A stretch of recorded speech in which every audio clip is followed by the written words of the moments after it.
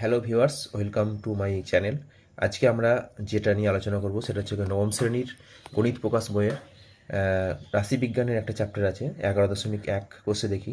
তো সেখানে এমসিকিউগুলো এবং সংক্ষিপ্ত উত্তরদায়ী প্রশ্ন যেগুলো আছে, খুব ইম্পর্টেন্ট কোশ্চেন, এগুলো নিয়ে আমরা আজকে আলোচনা করবো। ঠিক আছে, প্রথম কোশ্চেন 8-এর 1, নিম্নের কোনটি তথ্যের চিত্র উপস্থাপন? চিত্র মানে কি? আমরা জানি ছবি। তাহলে এই চারটের মধ্যে কোনটা ছবির সাহায্যে দেখানো হয়? পরিসংখ্যা, বিভাজন, ক্রমযৌগিক পরিসংখ্যা, কাঁচাতত্ত্ব এবং দণ্ডলেখ।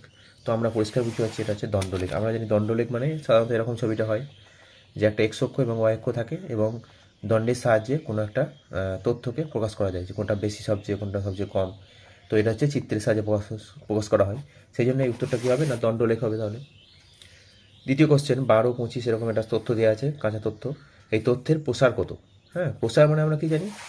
আমরা জানি প্রসার মানে হচ্ছে প্রদত্ত রাশি তথ্যের সর্বোচ্চ মান ও সর্বনিম্ন মানের অন্তর।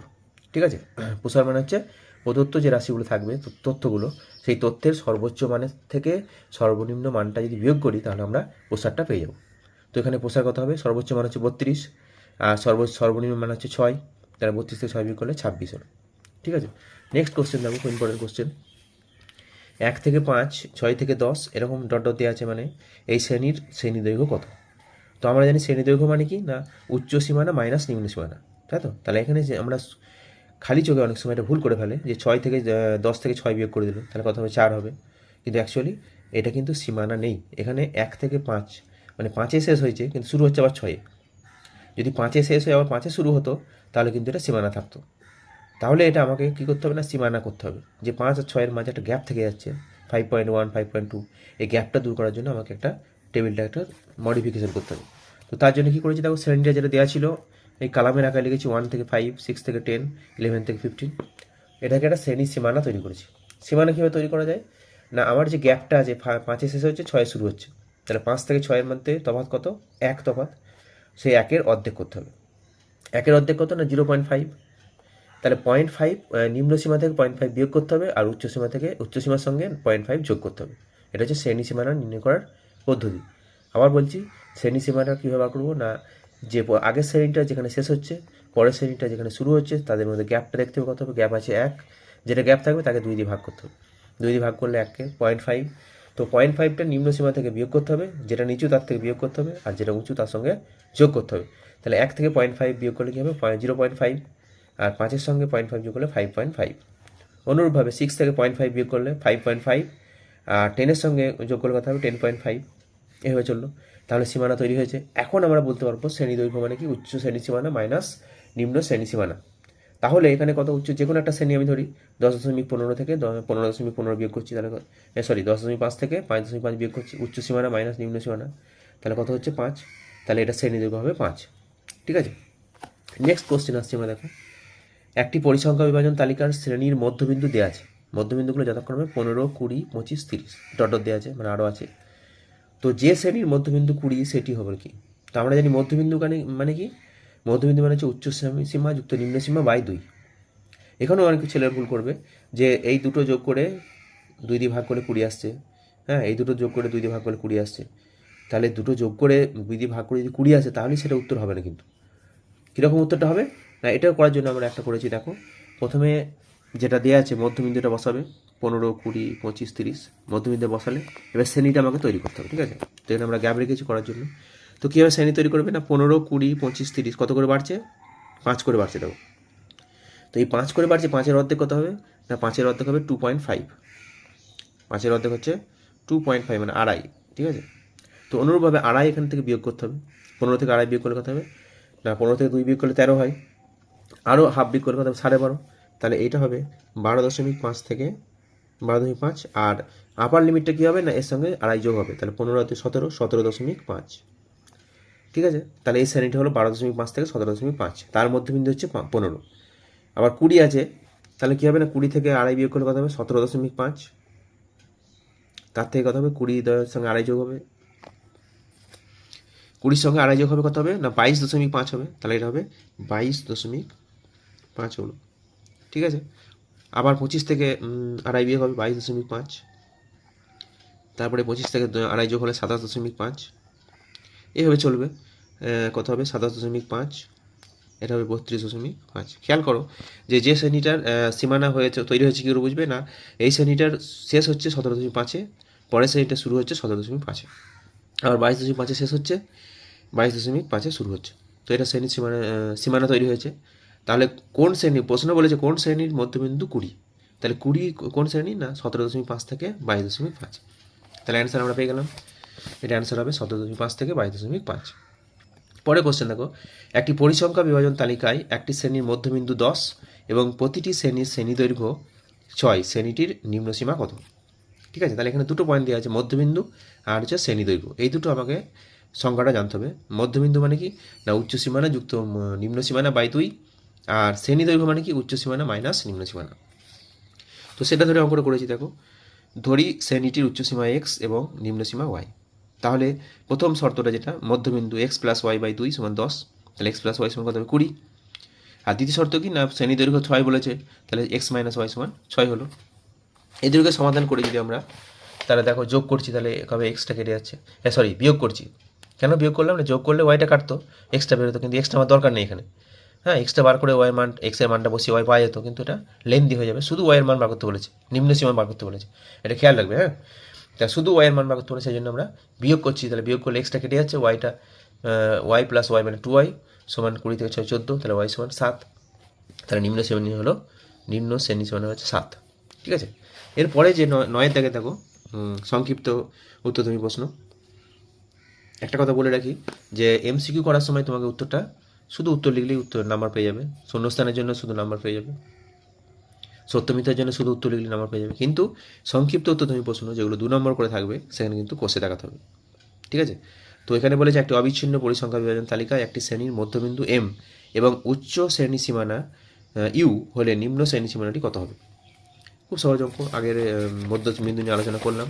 তো সেটা দিয়েই দেখা যাচ্ছে যে একটা শ্রেণীর মধ্যবিন্দু সূত্র কি বললাম, মধ্যবিন্দু সূত্র হচ্ছে যে উচ্চ শ্রেণী সীমানা যুক্ত নিম্ন শ্রেণী সীমানা বাই 2। তাহলে আমরা ধরেছি কি না, ধরি নিম্ন শ্রেণী সীমানা এক্স, তাহলে এই সূত্রের মধ্যে বসাচ্ছি। দেখো মধ্যবিন্দু এম বলেছিল, আর উচ্চ শ্রেণী সীমানা ইউ, আর নিম্ন শ্রেণী সীমানা আমরা এক্স ধরেছি। তাহলে ইউ প্লাস এক্স বাই 2 কোনাকুনি গুণ করছি। দেখো কোন কোনটা আগে করছি না, ইউ প্লাস এক্স নিচে, এদিকে এম এর নিচে 1 আছে, তাহলে u plus x is equal to 2m। আমার দরকার কত এক্স, তাহলে এক্স সমান 2m মাইনাস ইউ। ঠিক আছে, অ্যান্সার হয়ে গেল। পরে কোশ্চেন ঠিক সেম আছে। দেখো বলা হয়েছে যে একটি অবিচ্ছিন্ন পরিসংখ্যা বিভাজন তালিকায় একটি শ্রেণীর মধ্যবিন্দু 42 এবং শ্রেণী দৈর্ঘ্য 10 হলে শ্রেণীটির উচ্চ ও নিম্ন সীমা কত হবে, দুটোই বার করতে বলেছে। ঠিক আছে, তো এক্ষেত্রে একই আগে একটা করা হয়েছে, দেখে না উচ্চ সীমানা এক্স এবং নিম্ন সীমানা ওয়াই ধরে নেবে। এক্স প্লাস ওয়াই বাই 2 সমান 42 মধ্যবিন্দুর সূত্র অনুসারে। তাহলে এক্স প্লাস ওয়াই কত হবে, 42 দুগুণে 84, 1 নম্বর সমীকরণ। আর শ্রেণী দৈর্ঘ্য 10 বলা হয়েছে, তাহলে এক্স মাইনাস ওয়াই সমান 10, 2 নম্বর সমীকরণ। 1 প্লাস 2 করে পাচ্ছি কত না, ওয়াইটা কেটে যাবে, তো কত আসবে 2x সমান কত হবে 84 প্লাস 10 মানে 94। তাহলে এক্স সমান কত হবে 94 বাই 2 মানে 47। এবার 1 থেকে পাই 1 নম্বর সমীকরণে ওয়াই এক্স এর মানটা বসাচ্ছি, তাহলে কত হবে এক্স সমান যদি 47 বসাই, তাহলে ওয়াই সমান কত হবে 84 মাইনাস 47 37। তাহলে অতএব উচ্চ সীমানা সমান 47, নিম্ন সীমানা সমান 37। পরে কোশ্চেন থাকো, বলা হয়েছে একটা ছক দেওয়া আছে। হ্যাঁ, এই শ্রেণী সীমা পরিসংখ্যা দেওয়া আছে, দিয়ে বলা হয়েছে যে উপরের পরিসংখ্যা বিভাজন তালিকায় প্রথম শ্রেণীর পরিসংখ্যা ঘনত্ব কত। এখানে দেখো এই শ্রেণী সীমা দেওয়া আছে 70 থেকে 74, আবার 75 থেকে 79। তাহলে 74 শেষ হচ্ছে, 75 শুরু হচ্ছে, এইটাকে আবার একটা মডিফিকেশন করতে হবে, মানে শ্রেণী সীমানা তৈরি করতে হবে প্রথমে। ঠিক আছে, তো সেটা করার পর আমাকে উত্তরে আসতে হবে। তো কী করা হয়েছে দেখো, এখানে আমরা দেখিয়েছি ছবির মাধ্যমে যে শ্রেণী সীমা দেওয়া ছিল 70 থেকে 74, 75 থেকে 79। সেটাকে আমরা সেই আগের পদ্ধতি 74 থেকে 75 মধ্যে তফাৎ হচ্ছে 1, 1-এর অর্ধেক কত 0.5। তাহলে নিম্ন সীমা থেকে 0.5 বিয়োগ করেছি, তাহলে হচ্ছে 69.5, আর এটা হচ্ছে 74 যোগ হয়েছে এর সঙ্গে 74.5। অন্যভাবে বাকিগুলো হয়েছে দেখে নেবে তোমরা। আর পরিসংখ্যা দেওয়া ছিল। এইবার যেটা চেয়েছে পরিসংখ্যা প্রথম শ্রেণী পরিসংখ্যা ঘনত্ব কত। তো আমরা সূত্রটা জানি যে পরিসংখ্যা ঘনত্বের সূত্রটা মুখস্থ রাখবে, যে কোনো একটা শ্রেণীর একটি শ্রেণীর পরিসংখ্যা ঘনত্ব সমান উক্ত শ্রেণীর পরিসংখ্যা বাই শ্রেণী দৈর্ঘ্য, উক্ত শ্রেণী পরিসংখ্যা বাই শ্রেণী দৈর্ঘ্য। ঠিক আছে, তো এখানে আমরা সেটাই করছি। উক্ত শ্রেণীর পরিসংখ্যা কত না, প্রথম শ্রেণী বলা হয়েছে, প্রথম শ্রেণীর পরিসংখ্যা হচ্ছে 3, আর শ্রেণী দৈর্ঘ্য দেখো প্রতিটি ক্ষেত্রে শ্রেণী দৈর্ঘ্য হচ্ছে 5। ঠিক আছে, কারণ 74.5 থেকে 69.5 বিয়োগ করলে 5 হবে। তাহলে প্রথম শ্রেণীর পরিসংখ্যা ঘনত্ব হচ্ছে 3/5, তাহলে পয়েন্ট দিয়ে ভাগ করলে 0.6 হবে উত্তর। ঠিক আছে, নেক্সট ডি এর কোশ্চেন দেখো। ডি এর কোশ্চেনটা বলা হয়েছে যে সি প্রশ্নের যে এই যে ছকটা দিয়েছে এই ছক থেকেই করতে বলেছে শেষ শ্রেণীর আপেক্ষিক পরিসংখ্যা কত। তো এই আপেক্ষিক পরিসংখ্যা সংখ্যাটা আমাকে জানতে হবে। আপেক্ষিক পরিসংখ্যা মানে হচ্ছে উক্ত শ্রেণীর পরিসংখ্যা বাই মোট পরিসংখ্যা। তো এখানে আমরা আবার চলে আসছি শেষ শ্রেণী মানে কত, শেষ শ্রেণী এটা লাস্টের শ্রেণীটা এটা, এর পরিসংখ্যা কত 8, আর মোট পরিসংখ্যা কত এগুলো যোগ করতে হবে, 8 আর 5 13, আর 4 17, আর 3 20, তাহলে 8/20 হবে। দেখো বসিয়েছি আমরা, শেষ শ্রেণীর আপেক্ষিক পরিসংখ্যা সমান 8/20, 2 দিয়ে কাটছে 4 দুগুণে 8, 10 দুগুণে 20, 4/10 মানে 10 দিয়ে ভাগ করলে পয়েন্ট 1 ঘর আসবে, 0.4 করতে হবে। ঠিক আছে, এরপরে যে কোশ্চেন লাস্ট কোশ্চেন দেখো, নিচের উদাহরণগুলির কোনগুলি গুণ এবং কোনগুলি চল নির্দেশ করে। তাহলে আমাকে জানতে হবে গুণ কি আর চল কি।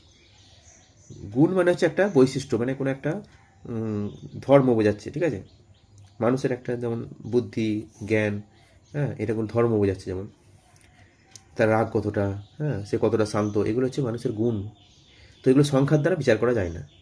আর চল বলতে কি না, যেগুলো সংখ্যার সাহায্যে বিচার করা যায়, সংখ্যার সাহায্যে প্রকাশ করা যায়, যেমন কোনো একটা ব্যক্তির বেতন, হ্যাঁ, কোনো একটা মাসের প্রতিদিনের তাপমাত্রা কত হবে, এগুলো হচ্ছে সংখ্যার সাহায্যে বিচার করা যায়, সেগুলোকে বলা হয় চল।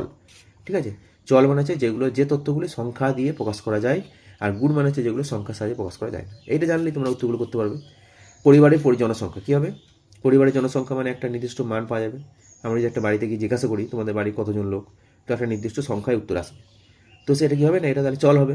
দৈনন্দিন তাপমাত্রা, প্রতিদিনের তাপমাত্রা কত, তো আজকে তাপমাত্রা কত, এত ডিগ্রি, কালকে এত ডিগ্রি, এটা বলা যাচ্ছে একটা সংখ্যা দিয়ে, সেই জন্য এটা হবে একটা চল।